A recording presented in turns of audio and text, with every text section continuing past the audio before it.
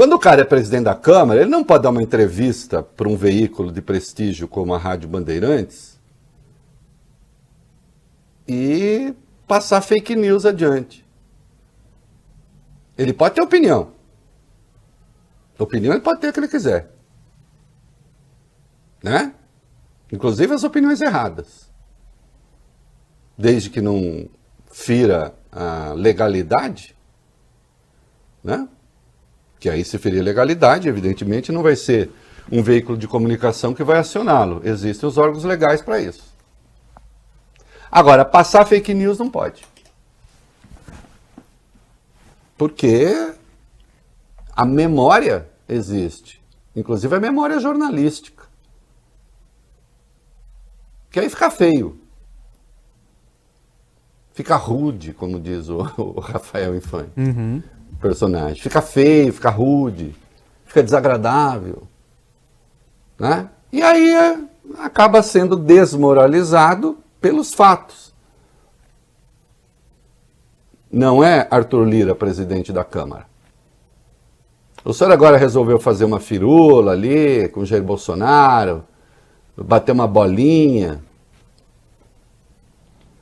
Aliás, não sei porque não vi na íntegra, não sei se ele desmentiu a Rádio Bandeirantes que tenha recebido o recado, se alguém souber me avise, do Braga Neto. Até outro dia não tinha desmentido.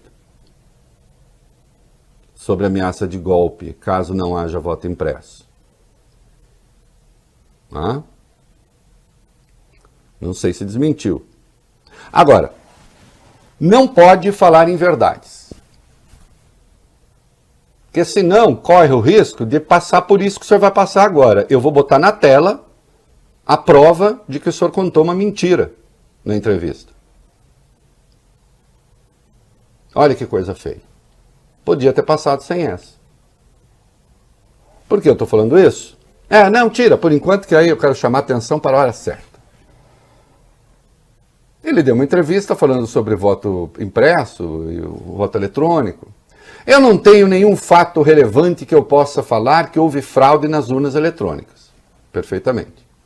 Eu não posso desconfiar do sistema em que eu fui eleito. Perfeitamente. Né? Eu até diria, o senhor sabe que eu sou uma pessoa sincera, né? Eu até diria que se o voto eletrônico fosse também um voto que fizesse censura moral, o senhor nem seria eleito. Deixa eu ver. Aqui, sinceridade, né? Isso é opinião. Isso é opinião. E o senhor pode ter a sua. Inclusive sobre si mesmo, que é diferente da minha. Então, se o voto eletrônico, o Bob Furuia, falasse assim, não, esse não. E tivesse afinado com os meus critérios, não teria um voto. Quer dizer, dois, vai. Dele, da mulher. Não, da mulher acho que também ele não teria, não. Tô achando que não. É voto secreto, já que o voto né? é secreto. Então. Dele e da mãe. Do pai, né? Que também é político. Mas aí ele resolveu, assim, esse foi o ping, ele resolveu fazer o pong, é um alto ping-pong. Sabe o que é alto ping-pong? É o cara que fala uma coisa para falar outra, ping-pong, né? Aí disse, mas a discussão é, se não há falha, se não há problema, por que nós ficarmos discutindo essa versão? Porque essa versão cresce, o Brasil é feito com problemas e versões, é isso que a gente tenta combater. E aí ele falou, então vamos criar um sistema ali para auditar como se o que tem aí não fosse auditável. E sem contar que existe uma falha lógica, que eu sugiro ao deputado que faça uma redação de Enem, que consiste no seguinte, Ovalio Bene, se não há nenhum problema, se não há nenhuma evidência de fraude, se não há nada, por que a gente não criar um sistema de segurança, então, para provar que não há nada, que não há nenhum problema? Ora, você cria isso quando o problema existe. Quando o problema se manifesta. Então, eu não entendi. O senhor está querendo criar um sistema para demonstrar que o que funciona, funciona? Puxa, com tantas disfuncionalidades que há no Brasil, vamos criar um sistema para provar que o que funciona, funciona. Um sistema auditável. Mas aí vem a mentira. O senhor disse que foi aprovada uma PEC na Câmara em 2015, instituindo o voto impresso. Isso é verdade. Uma mini reforma feita na Câmara. Seguiu para o Senado. Só que ela não está mais no Senado, aí o senhor disse. E o Senado Federal até hoje, 2015, 2021, não se pronunciou. O senhor está tentando jogar o caso no colo do Senado. Se quer votar essa PEC ou não. Portanto, ela não teve a urgência que a Câmara deu no Senado Federal. Passando a batata quente para os outros. Agora sim, coloca no ar aí o que eu mandei para vocês. Olha aí, coloca no ar. Por unanimidade, STF declara inconstitucional regra que previa impressão do voto. A sua assessoria não o advertiu dessa informação? Que a PEC aprovada na Câmara, esse item da PEC foi considerado inconstitucional pelo Supremo e, portanto, nem poderia ser votado no Senado? Em razão da inconstitucionalidade declarada no Supremo? Ou o senhor acha que existe uma espécie de empate? O Supremo diz que é inconstitucional, mas o Senado pode... Não faça isso não. Não faça isso não, porque é feio. É feio. É feio um presidente da Câmara ser tão desinformado. Entende? É feio. Porque aí acaba desmoralizado, como está sendo agora.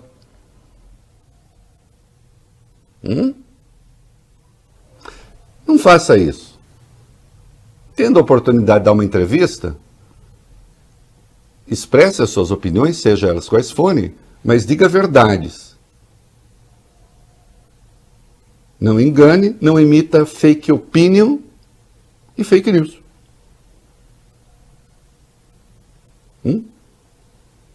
Até porque, senhor, com efeito, se essa PEC estivesse no Senado aguardando votação, não haveria nem razão para haver outra PEC na Câmara. Aliás, haver outra PEC na Câmara significa o seguinte, que se está ignorando aquela decisão tomada pelo Supremo. E que, portanto, a constitucionalidade do voto impresso, ainda que aprovado fosse, teria de passar pelo crivo do Supremo de novo.